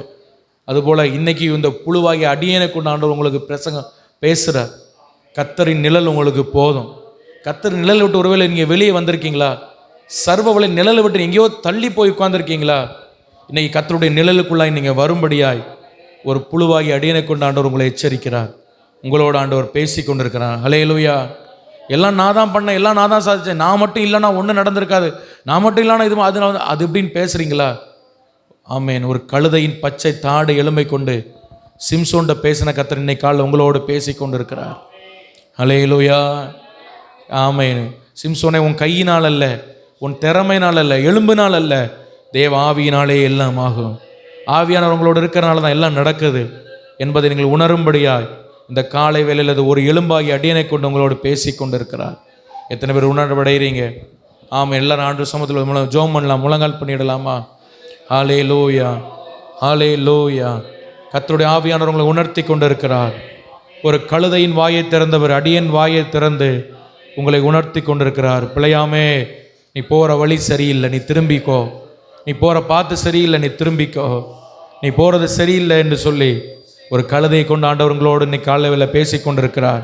அன்னைக்கு பிள்ளையாம் உணராமல் போயிட்டான். நீங்கள் உணர்றீங்களா? ஆண்டவரே, நான் போகிற பாதை சரியில்லைன்னா என்ன திருப்பும் ஆண்டவரே. வேதனை உண்டாக்கும் வழி என்னிடத்தில் உண்டோ என்று பார்த்து நித்திய வழியில் என்ன நடத்தும் ஆண்டவர். எத்தனை ஒப்பு கொடுக்குறீங்க? ஆமாம், நேரலையிலும் இந்த யூடியூப்லையும் நேரில் பார்க்குறவங்க ஒப்பு கொடுங்க. அப்படியே நீங்கள் ஒப்பு கொடுத்து ஜெபம் பண்ணுங்க. ஹல்லேலூயா. கர்த்தர் உங்களை உணர்த்துவாராக. ஹல்லேலூயா. உலகமெல்லாம் சென்று பிரசங்கம் பண்ண யோனா கர்த்தருடைய நிழலை விட்டுட்டு அநித்தியமான நிழலை தேடும் பொழுது ஒரு புழுவை கொண்டு உணர்த்தினார், கடிந்து கொண்டார். அதுபோல ஒரு புழுவாகி அடியனை கொண்டு ஆண்டவர்களோடு பேசி கொண்டிருக்கிறார். தெய்வ ஜனமே, நீ உணர்வடைய வேண்டும். உலகத்தில் அது சந்தோஷம் இது சந்தோஷம் நினைக்கிறீங்களா? கர்த்தருடைய சந்தோஷம், அவருடைய சமூகத்தில் கிடைக்கிற சந்தோஷத்தை இழந்துட்டீங்களா? ஆதியில் உள்ள அன்பை இழந்துட்டீங்களா? கர்த்தர் மறுபடியும் உங்களை உணர்த்த விரும்புகிறார். ஹல்லேலூயா. யோனா இழந்து போனான். யோனா ஆமென் கர்த்தருடைய சமூகத்தை விட்டு விலகி போனான். கடைசிவர கர்த்தருடைய சமூகத்துக்குள் வந்தான்னு பைபிள் சொல்லலை. ஹல்லேலூயா. அந்த உணர்வு இல்லாமல் வாழ்ந்து போனான். நீங்கள் உணர்வடைகிறீங்களா? நீங்கள் உணர்வடைகிறீங்களா? ஹல்லேலூயா, ஹல்லேலூயா, ஹல்லேலூயா. சிம்சோன் எல்லாம் என்னால் தான் நடந்தது, எல்லாம் நான் தான் சாதித்தேன்னு சொல்லி, ஓ ஹல்லேலூயா, இல்லை. அந்த சிம்சோன் மூலமாய் ஒரு எலும்பை கொண்டு பேசின கர்த்தர் நீ உங்களை கொண்டு பேசுகிறார். தேவ ஜனமே, உங்களால் ஒன்றும் நடக்கலைங்க. நீங்கள் அவர் கையில் இருக்கிற ஒரு எலும்பு, அவ்வளோதான். உங்களை பயன்படுத்துகிற அவ்வளோதான். ஆனால் அதுக்கு அந்த எலும்புக்கு பின்னாடி, சிம்சோனே உனக்கு பின்னாடி ஒரு தேவன் இருக்கிறார். அதை பார்க்க உனக்கு கண்ணு தெரியலையா? ஹல்லேலூயா. என்ற கர்த்தர் சிம்சோனை கடிந்து கொண்டார். நான் தான் செய்தேன்னு சொல்லி ஆமேன் பெருமையாய் சுற்றி கொண்டிருந்தான். ஒரு சின்ன ஆமேன் ஆலையில் ஒரு தாகத்தை கொடுத்து ஆண்டவர் காரியத்தை செய்தார். நம் தேவன் ஆமேன் சாதாரணமானவர்களை கொண்டு அசாதாரணமானவர்களை செய்கிற கர்த்தர், சாதாரணமானவர்களை கொண்டு அசாதாரணமான காரியத்தை நம்ம கற்றுக் கொடுக்கிற கர்த்தர். ஆண்டவர்கிட்ட சொல்லுங்க, ஆண்டவரே, ஒரு கழுதையை பயன்படுத்தினவர், ஒரு புழுவை பயன்படுத்தினவர், ஒரு பச்சை எலும்பை பயன்படுத்தினவர், என்னையும் பயன்படுத்த ஆண்டவரே. எத்தனை பேர் சொல்லுங்க, என்னையும் பயன்படுத்த ஆண்டவரே. ஓ, சாதாரணமானவைகளை கொண்டு அசாதாரணமானவைகளை செய்கிற தேவன் அல்லவா, என்னையும் பயன்படுத்த ஆண்டவரே. ஹல்லேலூயா, ஹல்லேலூயா. என்னையும் பயன்படுத்த ஆண்டவரே. ஓ ரபாலா தூடாபா சந்துலா தீகாபாடாபாலா பரபா. நானும் ஆண்டவர் உமக்காய் பயன்படும்படியாய் ஹல்லேலூயா உணர்வுள்ளவனாக்க ஆண்டவரே. நன்றி ஆண்டவரே, உமக்கு ஸ்தோத்திரம், ஸ்தோத்திரம், ஸ்தோத்திரம். அதிசயங்கள் செய்கிறவர் நம் அருகில் இருக்கிறார். அற்புதங்கள் செய்கிறவர் என்றும் நமக்குள் வசிக்கிறார். அதிசயங்கள் என் அருகில் இருக்கிறார். அற்புதங்கள் செய்கிறவர் என்றும் நமக்குள் வசிக்கிறார். பாவியான என்னையும் உயர்த்தினார் அதிசயம்.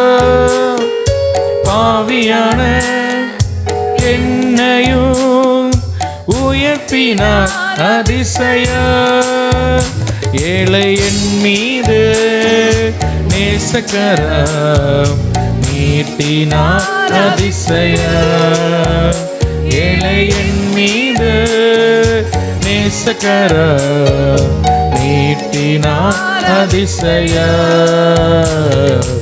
அதிசயங்கள் செய்கிறவர் நம் அருகில் இருக்கிறார். அற்புதங்கள் செய்கிறவர் என்றும் நமக்குள் வசிக்கிறார். அதிசயங்கள் செய்கிறவர் நம் அருகில் இருக்கிறார். அற்புதங்கள் செய்கிறவர் என்றும் நமக்குள் வசிக்கிறார். தண்ணீரை இரத்தமாய் மாற்றினார் அதிசயம். இரத்தமாய் மாற்றினார். அதிசய வெறும் தண்ணீரை திராட்சரசமாய் மாற்றினார். இசப்பா வெறும் தண்ணீரை ஓ திராட்சரசமாய் மாற்றினார். அதிசய செங்கடலை இரண்டாக பிளந்திட்டார். அதிசய செங்கடலை இரண்டாக பிளந்திட்டார். அதிசயம் புயல் காற்றையும் தன் வார்த்தையாலே அடக்கினார். அதிசயம் புயல் காற்றையும் தன் வார்த்தையாலே அடக்கினார். அதிசயம் அதிசயங்கள் செய்கிறவர் நம் அருகில் அற்புதங்கள் செய்கிறவர் நமக்குள் வசிக்கிறார். ஹல்லேலூயா. எல்லா கரங்களை தட்டி கர்த்தரை மகிமைப்படுத்துவோம். ஹல்லேலூயா, ஹல்லேலூயா. நாமே அதிசயங்களை செய்கிறவர் நமக்கும் அதிசயங்களை செய்ய நல்லவரா இருக்கிறாரே. ஹல்லேலூயா, ஹல்லேலூயா. அதிசயங்களை செய்தவர் சாதாரணமானவைகளை கொண்டு அசாதாரணங்களை செய்கிற கர்த்தர் என் அருகில் இருக்கிறார். நம் நடுவில் வாசம் பண்ணுகிறார். ஹல்லேலூயா. எனக்குள் இருக்கிறார். ஒரு கழுதையை பயன்படுத்தினவர், ஒரு புழுவை பயன்படுத்தினவர், ஒரு பச்சை தாடை எலும்பை பயன்படுத்தினவர் என்னை கொண்டு அசாதாரணமான காரியங்களை செய்ய அவரால் முடியும். ஹல்லேலூயா. ஆரம்பம் அற்பமா இருந்தாலும் முடிவு சம்பூர்ணமா இருக்கும். ஹல்லேலூயா, ஹல்லேலூயா. ஷகாடா தூடாபாலா தீராபாலா ரபா ரிகாபாடா தூடாபாலா ரபா ஷகுடா தியாந்தரா பாலா ரபா. ஹல்லேலூயா. பெரிய பெரிய தீர்க்கதரிசிகள், பெரிய பெரிய பலவான்களை ஆண்டவருடைய பாதையில் திரும்ப கொண்டு வரதற்கு ஆண்டவர் பெரிய விஷயத்தில் சின்ன சின்ன விஷயங்களை வச்சு அவங்களுக்கு கற்றுக் கொடுக்க விரும்பினார். ஆனால் பெரிய பெரிய வெளிப்பாடு பெற்றவர்களோ உணர்வில்லாமல் இருந்தாங்க. இன்னைக்கு நாங்கள் அப்படி இருக்கக்கூடாது ஆண்டவரே, எங்களை உணர்வுள்ளவன் ஆக்கும் ஆண்டவரேன்னு சொல்லுங்க. ஆலேலோ, என்னை உணர்வுள்ளவன் ஆக்க ஆண்டவரே. ஆலேலோ, ஆலேலோ. இன்னைக்கு இந்த வசனம், இந்த செய்தி எனக்கு நேராய் வந்ததுன்னு நான் நம்புகிறேன் ஆண்டவரே. என்னை உணர்வுள்ளவன் ஆக்க அப்பா. ஆலேலோ, என்னை உணர்வுள்ளவன் ஆக்க ஆண்டவரே. இந்த செய்தி நம்மை உணர்வுள்ளவனாய் மாற்றுகிறது மட்டுமல்லாமல் கர்த்தர் என்னையும் பயன்படுத்த முடியும் என்கிற ஒரு பெரிய விசுவாசத்தை இந்த செய்தி நமக்கு தருகிறது. என்னையும் ஆண்டவர் பயன்படுத்த முடியும். நான் சாதாரணமானவன் தான், என்னையும் கர்த்தர் பயன்படுத்த முடியுமே. ஹல்லேலூயா. ஒரு உயிரில்லாத எலும்பை பயன்படுத்த முடியுமென்னா உயிருள்ள என்னை பயன்படுத்த முடியுமே. ஹல்லேலூயா, ஹல்லேலூயா. ஆனால் சிம்சோன் கையில் அந்த எலும்பு இருந்தது போல நான் உங்கள் கையில் இருக்கேன் ஆண்டவரே, உங்கள் கையில் இருக்கேன் ஆண்டவரே. ஹல்லேலூயா. நீர் என்னை எடுத்து உங்களுடைய சித்தத்தை நிறைவேற்றணும் என்ன ஆண்டவரே. உமக்கு ஸ்தோத்திரப்பா, ஸ்தோத்திரப்பா. ஒரு நாள் எங்கள் வாழ்க்கையில் நாங்கள் உணர்வு இல்லாதவளாய் வாழ்ந்து விடக்கூடாது ஆண்டவரே. எங்களை நீர் காத்துக்கொள்ளணப்பா, எங்களை நீர் காத்துக்கொள்ளணும் ஆண்டவரே. ஸ்தோத்திரப்பா, உமக்கு ஸ்தோத்திரம். நன்றி செலுத்துகிறோம். எல்லா துதியும் கனவும் மகிமையும் உமக்கே செலுத்துகிறோம்.